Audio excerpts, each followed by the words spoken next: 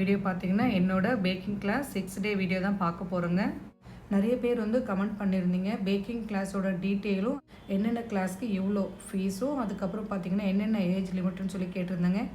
Age limit எல்லாம் இல்லைங்க. ஏன்னா 11th 12th படிக்கிற பசங்களே வந்து மாஸ்டர் கிளாஸ் எடுத்து கற்றுக்கிட்டு இருக்காங்க. அதே மாதிரி 50-55 இயர்ஸ்லேயே வந்து கற்றுட்ருக்காங்க. அவங்களோட இன்ட்ரெஸ்ட் பொறுத்து தான். அதுக்கப்புறம் ஃபீஸ் பார்த்தீங்கன்னா 3 டேஸ்க்கு வந்து 5000 அது சம்திங் வருதுங்க. 6 டேஸ் கிளாஸ் பார்த்தீங்கன்னா மாஸ்டர் கிளாஸ் அதுக்கு பார்த்தீங்கன்னா 12,000. 14 டேஸ் கிளாஸுக்கு பார்த்தீங்கன்னா 19,000 வருதுங்க. நீங்கள் ஒரு வாட்டி கால் பண்ணி கன்ஃபார்ம் பண்ணிக்கோங்க ஃபீஸோட டீட்டெயில் எல்லாமே. நான் வந்து ஃபஸ்ட் எடுத்தது என்னவோ 6 டேஸ் தாங்க. இது எப்படி போகுதுன்னு பார்த்துட்டு அதுக்கப்புறம் வந்து கண்டினியூ பண்ணிக்கலாம் தான் நினச்சிட்டு இருந்தேன். சரி இப்போது கம்ப்ளீட்டாக 14 டேஸ் வந்து கம்ப்ளீட் பண்ணிடலாம்னு சொல்லி தான் நினச்சிட்ருக்கேன். லாஸ்ட் வீடியோவிலங்க கிளாஸோட டீட்டெயிலும் அதுக்கப்புறம் ஃபோன் நம்பர் எல்லாமே வந்து நான் டிஸ்கிரிப்ஷனில் பின் பண்ணியிருந்தேன். இந்த வீடியோவில் வேணுனாலும் நான் வந்து ஆட் பண்ணுறேங்க. உங்களுக்கு தேவைப்பட்ட செக் பண்ணிக்கோங்க. 6 டேஸ் கிளாஸில் இந்த கேக் மட்டும் செய்யலைங்க. அதனால தான் இன்றைக்கி ஃபஸ்ட்டு ஸ்டார்டிங்லேயே வந்து செஞ்சிடலான்னு சொல்லி எல்லாமே வந்து மெஷர் பண்ணி கொடுத்துட்டாங்க. இந்த கேக் பார்த்தீங்கன்னா நோ பேக் சீஸ் கேக் தான். இது பார்த்தீங்கன்னா குரூப்பாக தான் செஞ்சோங்க. கீழே வந்து ஒரு லேயர் பிஸ்கெட்டும் அதுக்கப்புறம் வந்து சீஸு க்ரீம் எல்லாமே வந்து பீட் பண்ணி சேர்த்துருக்கோம். ஆனால் ஜெலட்டின் சேர்த்ததுனால செட் ஆகிறதுக்கு ஓவர் நைட் வந்து வைக்கணும் ஃப்ரிட்ஜில். நாங்கள் ஃப்ரீசர்னால் ஒரு 4 to 5 ஹவர்ஸ்னு சொல்லியிருக்காங்க. நெக்ஸ்ட்டு வந்து இன்றைக்கி கிளாஸில் ப்ரெட் அண்ட் பன்ஸ் தான் வந்து செய்ய போகிறோம். அதுக்கு ஒரு மாஸ்டர் டோ எப்படி மிக்ஸ் பண்ணணும், என்ன சேர்க்கணும், ஈஸ்ட் எப்படி சேர்க்கணும், எவ்வளோ மிக்ஸ் பண்ணணும், இன்ஸ்டன்ட் சேர்க்கணுமா என்னன்னு சொல்லி அதோட ஃபுல் டீட்டெயில் எல்லாமே கொடுத்துட்டாங்க. அதுதான் வந்து நாம் நெக்ஸ்ட் வந்து பார்க்க போகிறோங்க. 5 விதமான ரெசிபி செய்ய போகிறோம் ஒரே ஒரு மாஸ்டர் டோவை வச்சு. இந்த மாஸ்டர் டோவை மிக்ஸ் பண்ண உடனே நம்மளால் செய்ய முடியாதுங்க. ப்ரூஃபிங் 1 hour இல்லைனா 1.5 hour விட்டுட்டு அதுக்கப்புறம் தான் வந்து நாம் ரெடி பண்ணணும். நாம் இந்த டோவை வச்சு செய்ய போகிறது பார்த்திங்கன்னா சாண்ட்விச் பன்னும் அதுக்கப்புறம் வந்து பாவ் பன்னு, கொரியன் சீஸ் பன், அப்புறம் ஃபொக்காஷியா. இந்த பேர் வந்து நான் இப்போ தான் கேள்விப்படுறேங்க. இதோட கார்லிக் ப்ரெட்டும் அதுக்கப்புறம் வந்து கோகனட் பன்ஸ் இது எல்லாமே வந்து இந்த ஒரே ஒரு டோவை வச்சு தான் நாம் வந்து செய்ய போகிறோம். மாவு நல்லா சாஃப்டாக மிக்ஸ் பண்ணதுக்கப்புறம் இந்த மாதிரி செக் பண்ணி பாருங்க. நாங்கள் இது மாதிரி செக் பண்ணி பார்க்கும்போது டிரான்ஸ்பரண்ட்டாக இருக்கணும், ஆனால் மாவு வந்து கிழியக்கூடாதுன்னு சொல்லி செக் பண்ணி காட்டினார். அதுக்கப்புறம் வந்து எல்லாருக்குமே வந்து மெஷர் பண்ணி கொடுத்துட்டாங்க. எல்லாருமே வந்து நாங்கள் தனித்தனியாக நல்லா வந்து மிக்ஸ் பண்ணுங்க. ஒரு 10-15 நிமிஷம் மிக்ஸ் பண்ணோம். அதுக்கப்புறம் அதோட மாவுஸ் வாங்கிட்டு அவர் ஒரு 5 நிமிஷம் வந்து நல்லா மிக்ஸ் பண்ணி அதுக்கப்புறம் தான் வந்து ரொம்ப சாஃப்டாச்சு. இது மிக்ஸ் பண்ணதுக்கப்புறம் செக் பண்ண சொன்னார். இந்த அளவுக்கு வந்து நீங்கள் வீட்டில் செய்யும்போது சாஃப்டாக இருக்கணும், அதுக்கப்புறம் தான் வந்து நீங்கள் ப்ரூஃபிங் விடணும்னு சொல்லிட்டு இருந்தாங்க. அதுக்கப்புறம் வந்து எல்லாமே தொட்டு பார்த்தா தெரியுதுங்க, அவ்வளோ சாஃப்டாக இருக்குது. எல்லாத்தையுமே வெளியே இருந்து இந்த மாதிரி இழுத்து உள்ளே வந்து ஃபோல்ட் பண்ணி இந்த மாதிரி வந்து பால் மாதிரி செஞ்சதுக்கப்புறம் நாம் வந்து ப்ரூஃபிங் விடணும்னு சொல்லிட்டு இருந்தாங்க. அப்புறம் அந்த பவுலுக்கும் ஃபுல்லாக வந்து ஆயில் அப்ளை பண்ணிவிட்டு இப்போ பார்த்தீங்கன்னா ஃபஸ்ட் ப்ரூஃபிங் தான் வந்து விட போகிறோம்.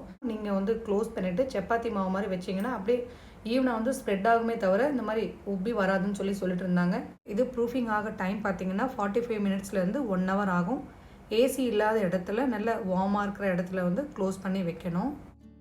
ப்ரூஃபிங் விட்டு 1 மணி நேரம் ஆகிடுச்சுங்க. அந்த மாவில் வந்து கொஞ்சமாக எடுத்து இப்போ வந்து நம்ம ப்ரெட்டு தான் வந்து செய்ய போகிறோம். அது எவ்வளோ தேவையோ அந்த டின்னுக்கு ஏற்ற மாதிரி அவங்க மெஷர் பண்ணி எடுத்துகிட்டு லைட்டாக மாவு மட்டும் டஸ்ட் பண்ணிவிட்டு இப்போ சப்பாத்தி எப்படி தேய்ப்போமோ கொஞ்சம் திக்காக வந்து நல்ல ஈவனாக ரவுண்டாக வந்து தேய்ச்சிக்கணும். டின்னோட சைஸ் பார்த்திங்கன்னா 5 இன்ச்சு டின்னு தான்.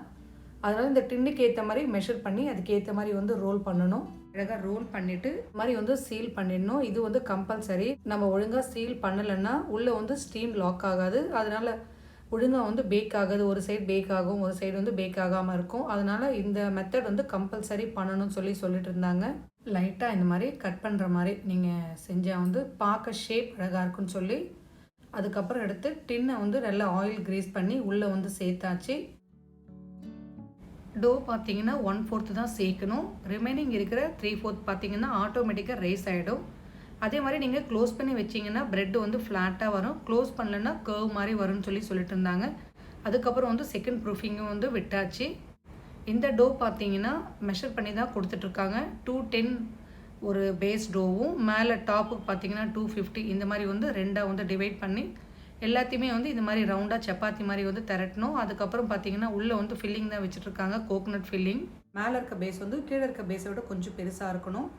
அதுக்கப்புறம் வந்து மேலே இந்த மாதிரி க்ளோஸ் பண்ணிவிட்டு மறுபடியும் வந்து திருப்பிட்டு லைட்டாக மைதா மாவு வந்து டஸ்ட் பண்ணிவிட்டு அதுக்கப்புறம் வந்து இந்த மாதிரி ஸ்பைரலாக வந்து இந்த மாதிரி சீல் பண்ணிடணும். அப்போ தான் வந்து உள்ளே இருக்க ஸ்டஃபிங் வந்து ப்ரூஃபிங் ஆகி வரும்போது வெளியே வராதுன்னு சொல்லிட்டு இருந்தாங்க. அது வந்து ரெடி பண்ணி அந்த பேக்கிங் ட்ரேயில் வச்சிட்டோம். ஸ்டஃபிங் வச்சுட்டு க்ளோஸ் பண்ணதுக்கப்புறம் நம்ம எதில் பேக் பண்ண போகிறோமோ அதில் தாங்க செகண்ட் ப்ரூஃபிங்கும் விடணும்.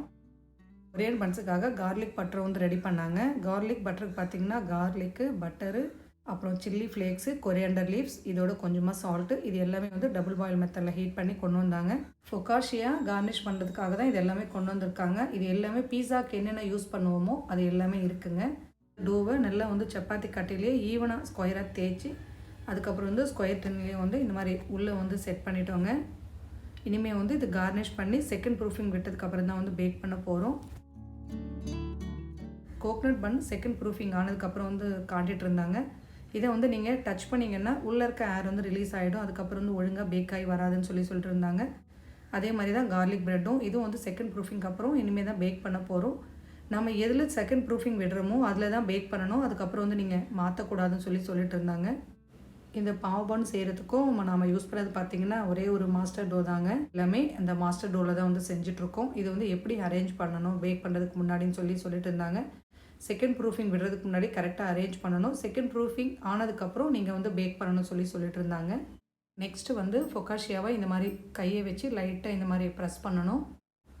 இதோட மெயின் ஃப்ளேவரே பார்த்தீங்கன்னா ஆலிவ் ஆயில் தான் வந்து சேர்க்கணும். அதுதான் வந்து இதுக்கு டேஸ்ட்டேன்னு சொல்லிட்டு இருந்தாங்க. ஆலிவ் ஆயில் சேர்த்துட்டு லைட்டாக ப்ரஷ் பண்ணிவிடுங்க. ஃபுல்லாக ஈவனாக வந்து எல்லா இடத்துலையுமே ஆலிவ் ஆயில் இருக்கணும். பீஸாவுக்கு வந்து நம்ம சாஸ் எல்லாம் சேர்ப்போங்க. அது இல்லாமல் மற்றது எல்லாமே வந்து சேர்த்தாங்க. இது பார்த்திங்கன்னா ரோஸ்மெரி, இதையும் வந்து நல்லா ஃபுல்லாக ஈவனாக சேர்த்துட்டு அதுக்கப்புறம் உங்களுக்கு டாப்பிங்ஸ் என்னென்ன வேணுமோ அது எல்லாமே சேர்த்துக்கோங்கன்னு சொல்லி எல்லாத்தையுமே வந்து சின்ன சின்ன பவுலில் சேர்த்து கொண்டு வந்து வச்சுட்டாங்க. அதுக்கப்புறம் நாங்கள் ஆனியனு, சில்லி ஃப்ளேக்ஸ் இது எல்லாமே வந்து ஃபுல்லாக ஈவனாக எல்லாமே வந்து கார்னிஷ்க்கு என்னென்ன கொடுத்துருந்தாங்களோ அது எல்லாத்தையுமே வந்து சேர்த்துட்டோங்க. எல்லாமே பண்ணதுக்கப்புறம் இந்த மாதிரி தான் இருந்தது.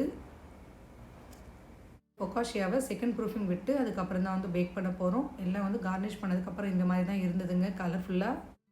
ப்ரெட்டு பார்த்திங்கன்னா செகண்ட் ப்ரூஃபிங் கழிச்சு இந்த மாதிரி வந்திருக்குன்னு சொல்லிட்டு இருந்தாங்க. இதை வந்து நீங்கள் மறுபடியும் ஒரு 1/2 மணி நேரம் இல்லைன்னா 3/4 மணி நேரம் விட்டிங்கன்னா இன்னும் வந்து மேலே ஒரு ப்ரூஃப் ஆகி வரும். ஆனால் தேவையில்லை, இதுலேயே வந்து நம்ம பேக் பண்ணிடலான்னு சொல்லிட்டு இருந்தாங்க. இந்த கேக் பார்த்திங்கன்னா வந்த டைமில் செஞ்சதுங்க. 3 ஹவர்ஸ் ஆகிடுச்சு. நல்லா வந்து செட் ஆகிடுச்சு. ஏன்னா ஃப்ரீசரில் வச்சதுனால 3 ஹவர்ஸில் செட் ஆகிடுச்சின்னு சொல்லி மேம் கொண்டு வந்து கட் பண்ணிட்டாங்க. கட் பண்ணி எல்லாருமே சாப்பிட்டுடுங்க, இது வீட்டுக்கு கொண்டு போனீங்கன்னா ஃபுல்லாக வந்து மெல்ட் ஆகிடும்னு சொல்லி அப்பயே வந்து சாப்பிட சொல்லிட்டாங்க. செம்மையாக இருந்ததுங்க டேஸ்ட்டு. ஐஸ்கிரீம் கேக் எப்படி இருக்கும் சாப்பிட்றதுக்கு அதே மாதிரி இருந்தது. அதுக்கப்புறம் ஒவ்வொன்றா வந்து பேக் ஆகி வந்துகிட்டே இருந்தது. பேக் ஆகிடுச்சின்னு சொல்லி எப்படி கண்டுபிடிக்கிறதுன்னு சொல்லிட்டு இருந்தாங்க. பின்னாடியும் வரும், நீங்கள் இந்த மாதிரி அடித்தாவே வந்து சவுண்டு கேட்கும். அதுக்கப்புறம் வந்து பட்டர் வாஷ் கொடுத்தாங்க எல்லாத்துக்குமே. இந்த பன் பார்த்திங்கன்னா கொரியன் சீஸ் பன்னுக்கு தாங்க. இதுக்கும் வந்து பட்டர் வாஷ் தான் பண்ணிகிட்ருக்காங்க. இனிமேல் தான் வந்து இதை வந்து பேக் பண்ண போகிறோம். கோகனட் பன்னு அதுக்கப்புறம் வந்து டோமினோஸ் ஸ்டைல் கார்லிக் ப்ரெட் மட்டும் ரெடி ஆகிடுச்சிங்க. கோகனட் பன் வந்து சூடு ஆறுனதுக்கப்புறம் 2ஆக கட் பண்ணி கொடுத்தாங்க. டேஸ்ட் வந்து சூப்பராக இருந்தது. அவ்வளோ சாஃப்டாக இருந்ததுங்க. இந்த டோவை வந்து நல்லா மிக்ஸ் பண்ணால் இந்த மாதிரி தான் இருக்கும், நல்லா சாஃப்டான்னு சொல்லிட்டு இருந்தாங்க. அதுக்கப்புறம் ஃபொகாஷியாவும் வந்து ரெடி ஆகிடுச்சு. பேக் ஆனதுக்கப்புறம் இந்த மாதிரி தான் இருந்தது. கொரியன் சீஸ் பன்னும் வந்து ரெடி ஆகிடுச்சிங்க. இதை வந்து 8 இல்லைன்னா 4 வந்து கட் பண்ணி இந்த மாதிரி க்ரீம் சீஸ் வந்து பீட் பண்ணி உள்ளே ஃபுல்லாக இந்த மாதிரி கொடுத்துக்கோங்க. அதுக்கப்புறம் கார்லிக் பட்டரில் இந்த மாதிரி லைட்டாக டிப் பண்ணிவிட்டு சாப்பிட்டிங்கன்னா சூப்பராக இருக்கும்னு சொன்னாங்க. அதே மாதிரி நாங்கள் எல்லாருமே ட்ரை பண்ணுங்க. நல்லா இருந்தது. சூடாக சாப்பிட்றதுக்கு எனக்கு எல்லாமே வந்து ரொம்ப பிடிச்சிருந்தது. மோஸ்ட்லி இது எல்லாமே வந்து நான் அந்த அளவுக்கு வந்து விரும்பி சாப்பிட மாட்டேங்க. ஆனால் எனக்கே வந்து ரொம்ப பிடிச்சிருந்தது. எல்லாமே வந்து ரெடி ஆகிடுச்சு. ஃபொகாஷியாவை வந்து இனிமேல் தான் கட் பண்ணணும். இந்த ஃபொகாஷியா ப்ரெட்டும் வந்து சாப்பிட்றதுக்கு சூப்பராக இருந்ததுங்க. சைஸ் பார்த்திங்கன்னா இந்த சைஸில் வந்து இந்த திக்னஸ் இருக்கிற மாதிரி பார்த்துக்கோங்கன்னு சொன்னாங்க. ப்ரெட்டு பார்த்திங்கன்னா சூடாக இருக்கிறதுனால ஹார்டாக இருக்குங்க. சூடு ஆறுனதுக்கப்புறம் நல்லா சாஃப்ட் ஆகிடும். இன்றைக்கி வந்து கிளாஸ் முடியவே 1/2 மணி நேரம் லேட் ஆகிடுச்சிங்க. நெக்ஸ்ட் வீடியோவில் பார்க்கலாம். இந்த வீடியோ உங்களுக்கு பிடிச்சிருந்தா லைக் பண்ணி சப்ஸ்கிரைப் பண்ணுங்கள். தேங்க்ஸ் ஃபார் வாட்சிங்.